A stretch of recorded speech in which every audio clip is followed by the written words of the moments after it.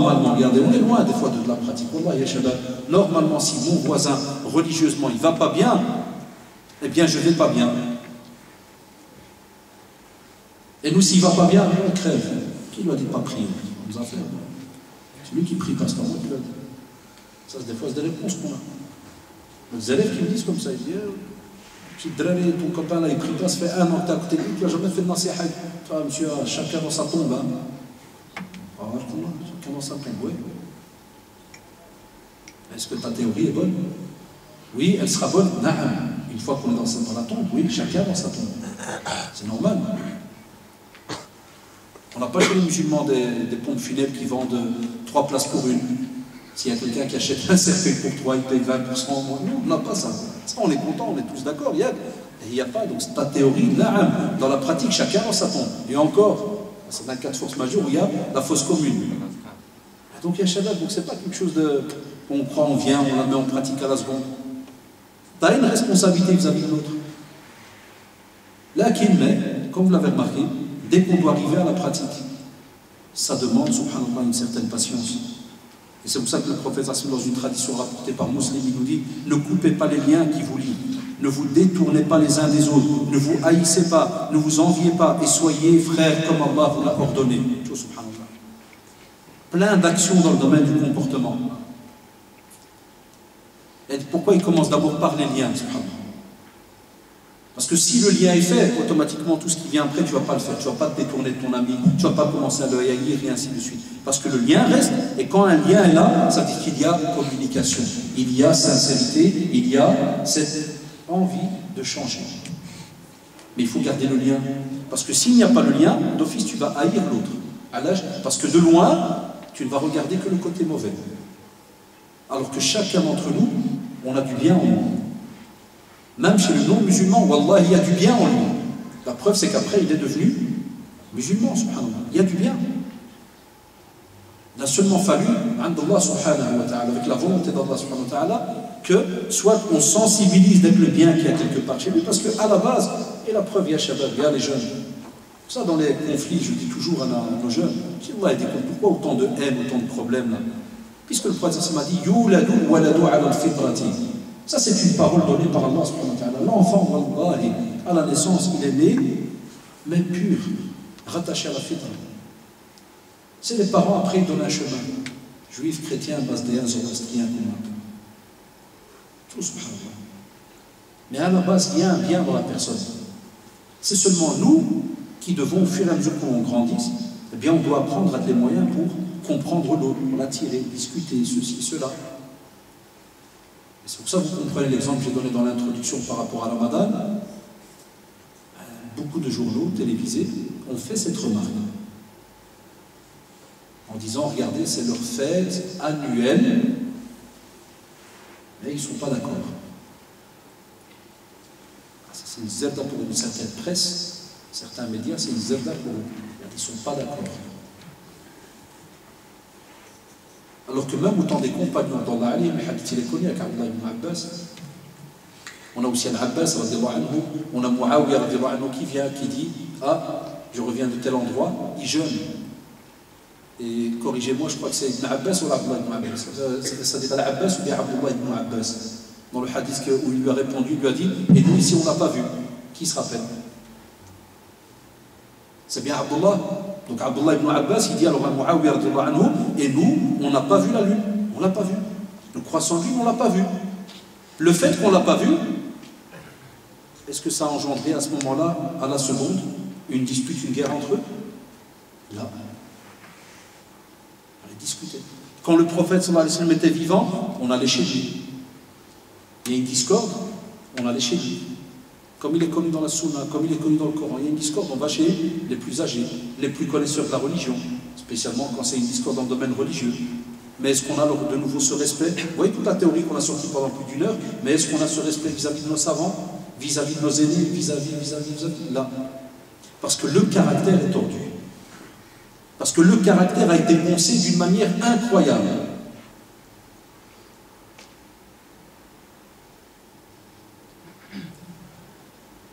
Il y a des émissions comme ça, scientifiques, comment ils appellent ça, géographiques et autres. Il y a, je crois, un jour ou deux, j'ai vu une émission sur le Japon. Et ils sont rentrés dans un petit restaurant japonais, et c'est un Français qui le tient. Et c'est quoi que je voulais vous dire, c'est tout bête. Le gars qui est venu faire l'émission, il lui a dit « Qu'est-ce que vous avez aimé au Japon ?» Il lui a dit le respect, écoute bien, il lui a dit le respect, et il lui a dit spécialement le respect de la hiérarchie. Il lui a dit « Eux, quand il y a un chef, c'est un chef. Point barre, mout, il meurt, c'est un chef. Et nous, t'es qui toi? Où tu viens? T'as étudié où? Il a toute la liste des universités et des noms. T'as étudié où? Ah, t'as étudié en Arabie? Ah, c'est bon, toi, tu peux parler.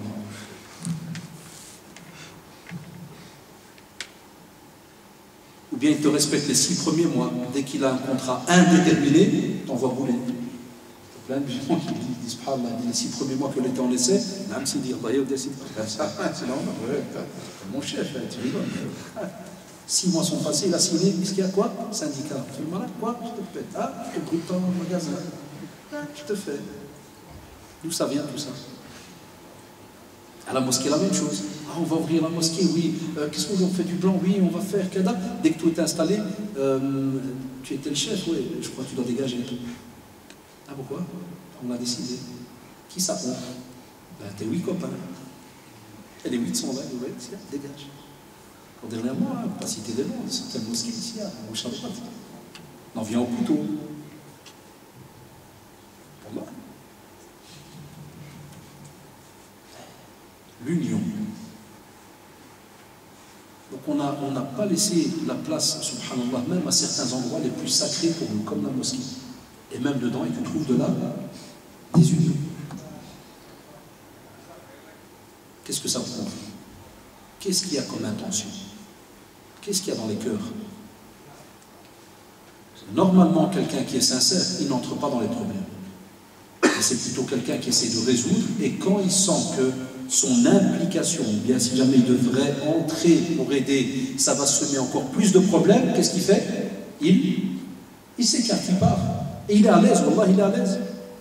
Nous, c'est l'inverse. Il y a plein de jeunes qui viennent, ah, tu sais quoi, là, spécialement des fois, ça arrive à des fois, ça voilà, quelqu'un d'âgé qui est peut-être responsable, qui ne comprend pas, n'importe, ça peut arriver dans n'importe quelle structure, subhanallah.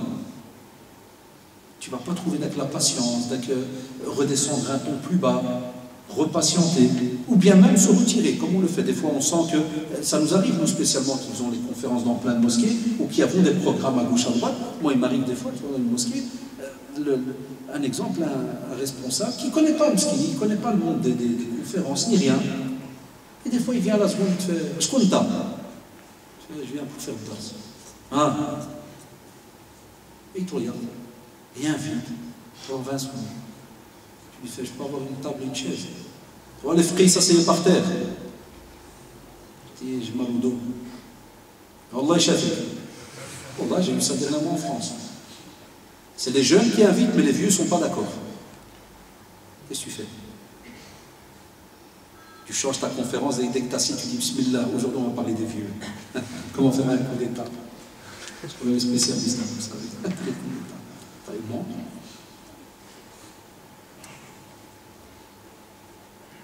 Pourquoi je vous dis ça? Parce qu'il y avait un jeune qui était là, Allah qui nous aime bien, tout, puis il m'a fait, comme ça il parlait en français, il me fait dis-moi oui, je vais te dire, dis-moi oui. Moi je m'occupe de lui, on m'a parlé comme ça. C'est pas toi qui as le problème avec lui, t'inquiète, quand j'aurai besoin de toi, l'armée, elle va mettre un fer, reste derrière. Regardez ce problème. À la seconde, tu peux semer la zizanie. Chacun d'entre vous a eu des opportunités des fois où à la seconde, il aurait pu rouler tout un truc. Est-ce qu'on le fait? Là, si tu es dessus, à la seconde, tu penses à Allah subhanahu wa ta'ala et tu te poses la question, est-ce que j'ai le droit de le faire? Est-ce que le Coran et la Sunna me l'imposent? Est-ce que les machères, subhanallah, ou bien je me suis renseigné auprès d'eux pour la situation dans laquelle je suis? Est-ce que je peux le faire? Et ainsi de suite. Dans plein de domaines. Donc, ya shabab, l'union, c'est quelque chose de très très important chez nous. Mais vous avez remarqué, on doit être honnête. Où en sont nos caractères dans ce domaine-là? Et spécialement, il y a les jeunes. Vous avez remarqué, hein, notre discours il a changé des fois depuis quelques années, parce que c'est vrai, on prend de l'âge. Et on sent qu'on va vers ce qu'on appelle la cinquantaine. Bon, là, des fois, ça me donne des frissons bizarres. J'étais hier encore un petit gamin là, au quartier, puis après, on commence à donner des petites doros, puis le mariage, puis après, tu commences à marier tes gosses, puis tu sens que tu descends. Tu vois les poils blancs qui veulent plus redevenir noirs. Tu dis, oh purée, qu'est-ce qui se passe? Bien, tu avances. Mais tu approches à ce qu'on appelle des années fatidiques pour nous. C'est-à-dire, tu approches de ta mort là. Inconsciemment, tu avances. Mais au même moment, tu regardes derrière toi et tu te dis, qu'est-ce qui vient? Qu'est-ce qu'on a laissé derrière nous? Qu'est-ce qu'on laisse derrière nous? Eh bien, c'est toute une génération de petits jeunes. Comment ils voient les choses? Comment ils voient la relève dans ce pays? Comment ils voient comment expliquer l'islam dans ce pays? Comment ils voient comment montrer l'union des musulmans dans ce pays? Vous savez bien qu'on a plein de défis dans ce domaine. Enfin, si on n'arrange pas déjà nos affaires entre nous, comment voulez-vous qu'on arrange ce qui est externe? Comment voulez-vous qu'on apprenne à réagir face aux défis qui sont en face de nous? Ça va être très dur. Et nos défis à nous, qui vous parlons, ma génération, ils ne sont pas les mêmes que ce que vous vivez. Ils ne seront peut-être pas les mêmes que ce que nos enfants, les plus petits, vont vivre. Et les autres générations. Les choses, des fois, se compliquent, comme des fois, pour certaines situations, c'est un peu moindre. Si le frère, il peut fermer l'ERCO qui est ici à gauche, je ne sais pas s'il y a un des responsables, vite fait, un des jeunes. Bon, il me cherchait après un responsable, je crois bien dans le bureau, s'il s'est fermé l'appareil à gauche. Donc,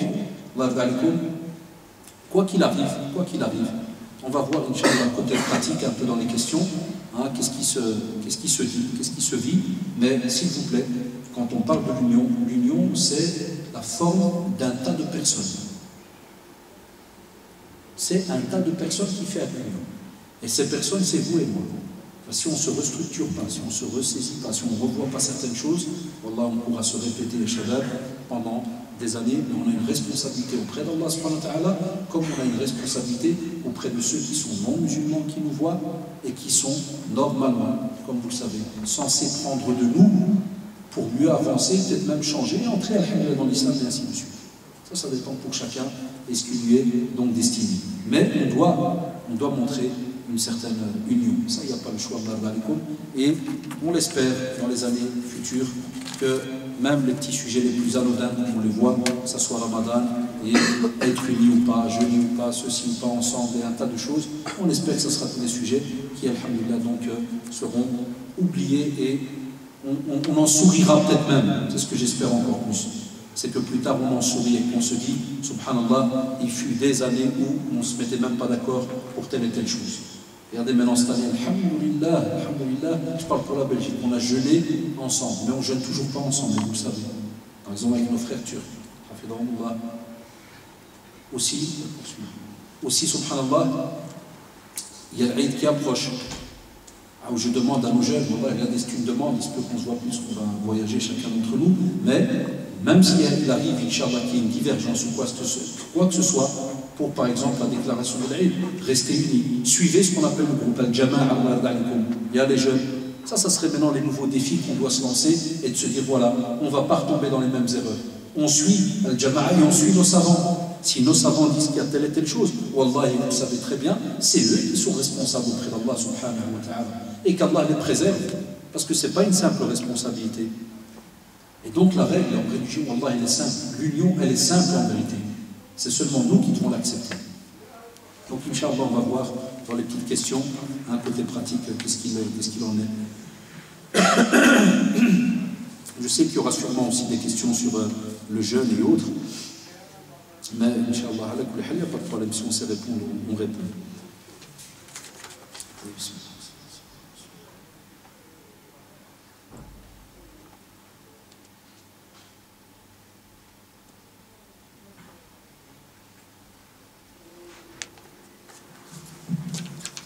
Il y a des fois des choses privées, mais qu'en pensez-vous le fait que la France, certains ont jeûné hier, d'autres aujourd'hui?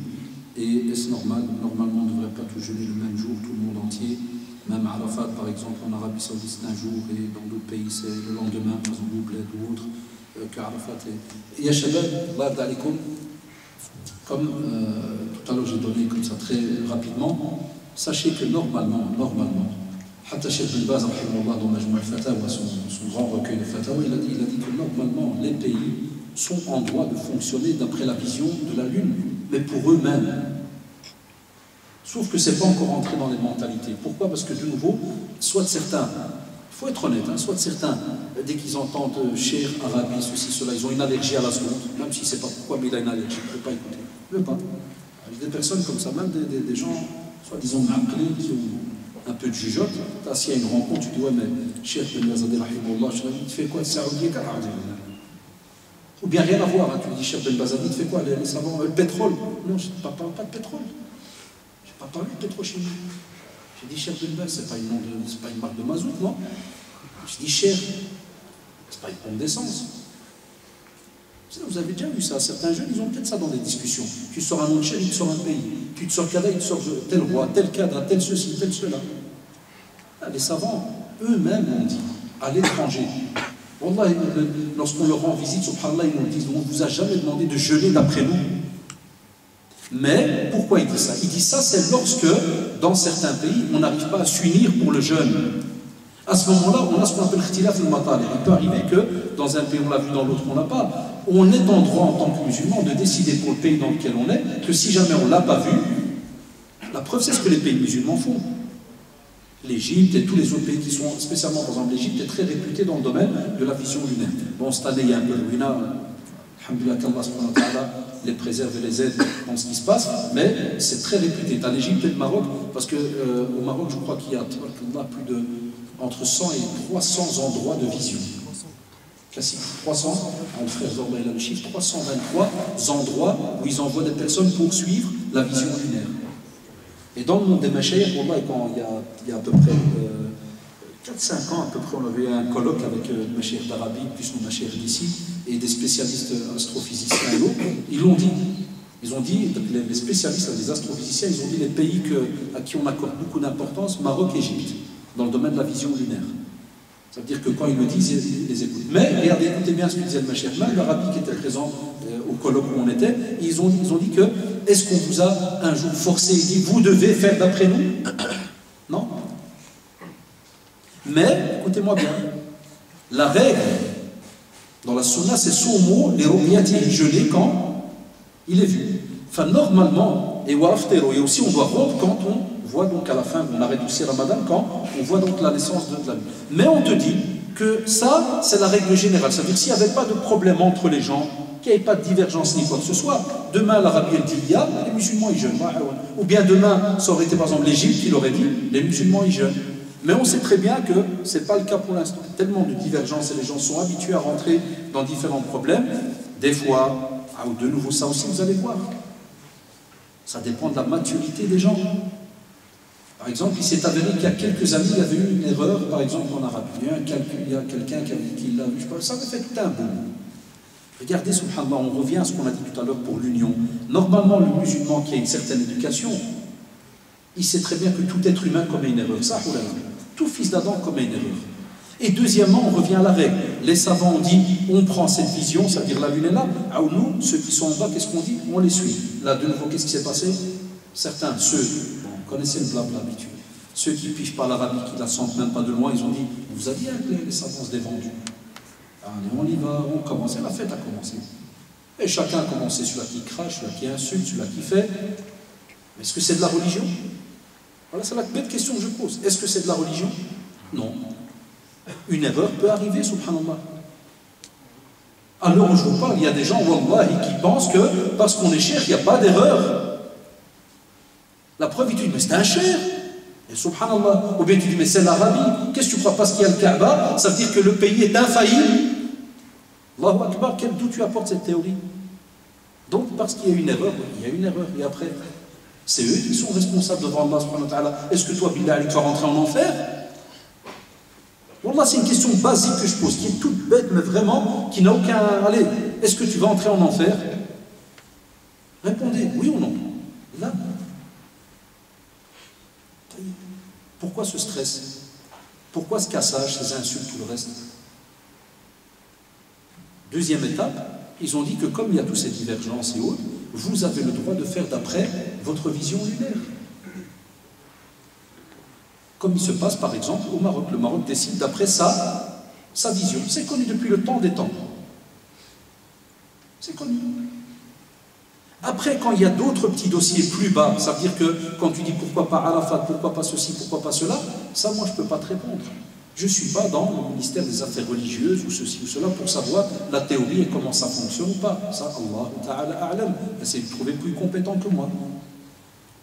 D'accord? Enfin, subhanallah, quoi qu'il y ait, tu as trouvé une réponse, mais ce qui fait plaisir, c'est que tu restes zen. Ni t'insultes, ni tu casses, ni... C'est ça l'éducation qu'on voudrait voir. Et troisième cas, c'est que dans le même pays, on diverge. Comme il y a eu en France, par exemple, cette année. Et là, je vous ai dit, deux avis. Soit on n'a pas de réponse et ça reste dans le nuage, et à ce moment-là, c'est les responsables qui ont déclaré, c'est eux qui sont responsables devant Allah subhanahu wa ta'ala. Soit, comme il s'est passé, un tas de gros comités, mais des gros comités de responsables de mosquées, d'imams et autres, comme j'ai reçu des messages de certains prédicateurs qui m'ont dit, voilà, on a eu des gros comités d'imams qui se sont rassemblés. Eux, alors de nouveau, qu'est-ce qu'ils ont dit? On va le faire mercredi, mais écoutez bien, pour notre région, par exemple. Ils n'ont pas voulu prendre la responsabilité. De nouveau, Wallah, ya shabab, vous la retournez comme vous voulez. Tu reviens toi en tant que musulman, qui est à la base. Qu'est-ce que tu fais? Tu suis alors ta région. Sauf si tu as une preuve, que tu es alors dans un autre étage, que tu t'y connais, tu sais qu'il y a une preuve, qu'il y a une grosse erreur, et que c'est l'autre majorité. Alhamdulillah, regarde de nouveau, no stress. Suis alors l'autre majorité. Allahu Akbar, tu auras une réponse. Sans insulter, sans rabaisser, sans attaquer les savants, ni pays, ni rien. Un exemple, hier, ceux qui ont vu un peu les messages sur Facebook, je donne un bête exemple. Ceux qui connaissent un peu la politique en France et autres. Par exemple, le CFCM, vous savez, c'est qui le président? C'est le frère algérien qui s'appelle Dalil Boubaker, président de la mosquée de Paris. Hier, des frères sur Internet, même des sœurs l'appelaient comment? David Boubaker. Je comprends, là, je vais en France toute l'année, comme vous le savez, pour les conférences. Je sais très bien qu'ils se mangent entre eux là-bas. C'est une sauce, mais à dormir debout. Mais à un point où, même si tu n'es pas d'accord avec lui, ne m'appelle pas David Boubaker. Quel rapport? Puis il y en a d'autres en bas. Oui, mais c'est un vendu. Là, je reviens à la tombe. Là. Va écrire-lui alors une lettre. Je t'aime mon Allah, cher frère musulman, kada, kada, kada. Peux-tu m'expliquer comment tu as déterminé ceci et cela? Tu enlèves ta responsabilité au cas où tu sens qu'à l'intérieur ça te ronge. Mais qu'à la seconde tu lui changes son nom et tu le rends man'araf shenbi, tu le... Non. Et d'autres qui voudraient peut-être même aller le frapper. Qui t'a demandé ça? Non. L'islam est beau de ce côté-là. Wallahi, Wallahi, l'islam est beau de ce côté-là. On a une hiérarchie. Moi, je dis toujours quand certains journalistes à la télé ou certaines émissions, des fois je fais le fou, je parle avec la télé, mais c'est comme ça. Des fois, tu entends la télé, le mec qui dit oui, chez les musulmans, il n'y a pas de hiérarchie. Là, je crie dans le salon, je dis Allah que c'est faux. Qui est dit qu'il n'y a pas de hiérarchie? Oh, on a une hiérarchie. Les premiers, c'est nos savants. On a une hiérarchie chez nous. Sauf que je le comprends, mais le type là qui a fait l'émission, quand il a été tester les musulmans, c'est vrai qu'il a remarqué chez eux qu'il n'y a pas de hiérarchie. Chacun il parle de son cerveau m'a dit. Mon cerveau m'a dit que mon chef, il est là. Mon chef. C'est pour ça qu'ils ont compris qu'il n'y a pas de hiérarchie chez nous. Ou les clashs qu'il y a et toutes ces histoires. Ah, ouais, ce genre de questions, quand on la lit, c'est vrai, à la seconde, elle peut nous faire peur, nous faire cada, mais quand on va voir les règles religieuses, on va aller à l'aise. Parce que ça existe. Et je vous le rappelle avec le texte que je vous ai cité au début, ça s'est passé même au temps des compagnons, les doigts alayhim. Où l'autre il vient de Syrie, il voit la lune, il arrive à la Mecque Médine, il n'y a pas. Et il le dit à l'autre compagnon, et l'autre compagnon lui dit, vous l'avez vu, c'est bien, nous, on ne l'a pas encore vu. Pas de debza, pas d'insulte, rien. Il y a beaucoup de jeunes qui ne sont pas au courant de ces textes.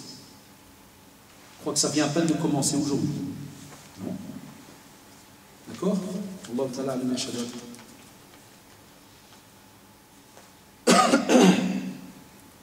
La femme qui allait, donc la femme qui allait, si jamais son lait diminue, est-ce qu'elle a le droit de manger? Là, les savants ont parlé de la femme qui allait, elle a le droit de rompre le jeûne, parce qu'elle est obligée de boire beaucoup d'eau pour avoir une montée laiteuse. Donc elle a le droit. Et après, donc, elle remet ses jours, Inch'Allah. D'accord? Donc pour l'allaitement, c'est connu. L'allaitement et la femme enceinte. Et la femme enceinte, on a toujours demandé un avis au médecin. Et pour la femme enceinte, je vous l'avais expliqué, je crois, il y a quelques semaines, pas vous étonner, même dans les fatawa, on a aussi deux grands avis. Il y a l'avis de Cheikh Albani rahimahullah qui est différent de certains avis, par exemple, d'Arabie ou autres, sur le fait que la femme qui est enceinte, elle peut nourrir les pauvres et elle ne remet pas, par exemple, ses jours. Il y a des jeunes, des fois, ils sont étonnés, ils font un copier-coller, ils me l'envoient. Ouais, c'est un chef qui était connu, rahimahullah. On ne parle pas de n'importe qui, c'est pas un gars du quartier. Cheikh Albani rahimahullah, c'est une sommité et ça le reste mondial et qui a marqué le temps.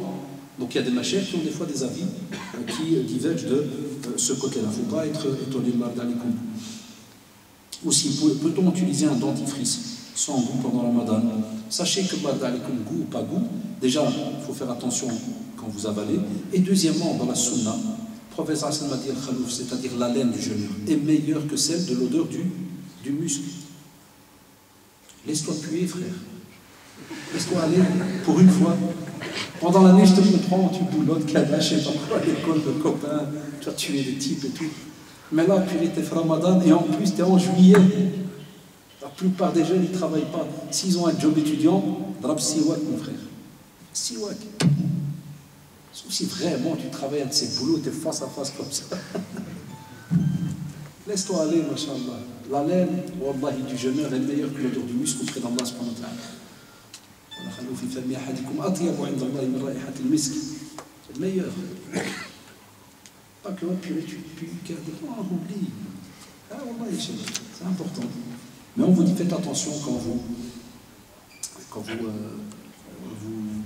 lavez, vous savez très bien que des fois il peut arriver que vous avalez là, tu as provoqué cela, faites attention. C'est la même chose comme lorsque certains demandent est-ce que je peux aller à la piscine. Des fois la piscine spécialement pour les frérots, ils vont bien à la mer. On leur dit, il n'y a rien qui va te l'interdire d'aller te rafraîchir, même les douches en journée. On ne va pas te l'interdire, mais on va te dire attention, tu vas vers une action où tu sais que c'est dangereux, où tu risques de boire. Donc c'est toi qui l'as cherché à ce moment-là. Donc à ce moment-là, par exemple, des fois il y a des jeunes qui partent demain ou après-demain au bled, ils m'ont envoyé des mails en me disant ouais, s'il vous plaît, est-ce qu'il y a moyen de parler de la plage? Ouais, tu peux aller à la plage, si jamais tu veux aller une petite heure pour. Il y a d'autres jeunes qui te lâchent. Non, mon frère, c'est Ramadan, il n'y a pas de plage, qui t'a dit ça? Si Alhamdulillah, t'as adoré Allah comme il faut, t'as fait ta petite heure de Coran, t'as fait. Oui, t'as structuré ta journée. Et t'as envie d'aller une petite heure pour simplement faire une petite nage et tu reviens. Un exemple, moi quand je vais au bled, avant, souvent je loue près de la plage. Pas des endroits côté Jibel et tout.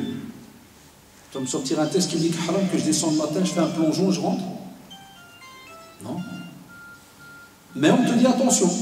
Si tu viens avec ta grande bouche, là, tu me plonges après, tu dis oh purée, j'ai avalé, cher, qu'est-ce que je dois faire? Il faut t'avaler toi. Il y en a qui ne sous-estiment pas, ils viennent, ils n'accasent comme si de rien n'était. Donc là, il faut faire attention. Si on travaille de nuit pendant le mois de Ramadan, doit-on se lever tôt? On a des frères et des sœurs, vous savez, des fois même des sœurs qui envoient des mecs travailler à l'hôpital, des fois service de nuit, des gardes, cada. Les frères, la même chose. Il y a beaucoup. Encore hier, un voisin qui me dit voilà, je travaille la nuit, cada. Tu fais, ittaqillah mastatat. Ittaqillah mastatat. Fais ton possible, crée Allah d'après tes limites. Tu as travaillé parce que tu n'as pas le choix. Moi j'ai un ami qui m'a dit voilà, j'ai demandé au patron, il m'a changé seulement quelques nuits, les autres je dois les faire. Alhamdulillah. Tu rentres, tu te donnes un peu de sommeil, tu sens que le corps plutôt a récupéré, tout Allah. Tout Allah. Lève-toi, fais quelques rak'at, lis un peu, refais une petite sieste après-midi par exemple. C'est pas facile. On a une communauté qui travaille la nuit, c'est pas facile pour eux cette année. Mais n'oublie pas aussi une chose, le corps a besoin d'un peu de repos, il y a certaines heures, donc c'est pas parce que tu as travaillé 12 heures que tu vas dormir 15 heures, tu vois, style.